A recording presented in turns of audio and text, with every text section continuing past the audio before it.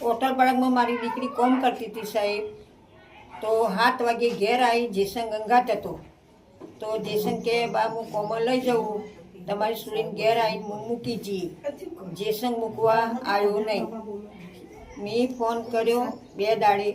તો જેસંગ કે તમારી સોળી મારા અંગા ઝઘડો કરીને નીકળી જઈએ અને જીપમાં ચોકડી પરથી બે પોલીસ સ્ટેશને હું કેસ કરવા જઈ ચોકડી પર. તે પોલીસ કે તમારો કેસ હોય રોમાણાનો લાગતો નહીં, તમારે જવું પડે સિદ્ધપુરી બજાર. તો સિદ્ધપુરી બજાર જઈ તો લખાવા બેઠી અને સાહેબ એક બોલ્યા કે બેન એક બેનની લાશ આવી તે જુઓ કદાચ તમારી દીકરી તો નહીં. જોતન જોતા સાહેબ મેં કીધું કે હા મારી જ છોડીએ કે છે સાબુતી તમારી છોડીએ એવું મૂકું. એ કે એના ઉપર કોઈ નિશાન હશે તમને ખાતરી હશે ને? મૂકું હા સાહેબ. એના હાથમાં ચિત્ર દોરાયેલું હ ખબર અને તેના નામ હશે, રાજુ નામ હશે અને મારી મનનારી બીજી બેબીનું નામ જાગૃતિ હશે નામ. બસ સાહેબે જોયું કે બરાબર.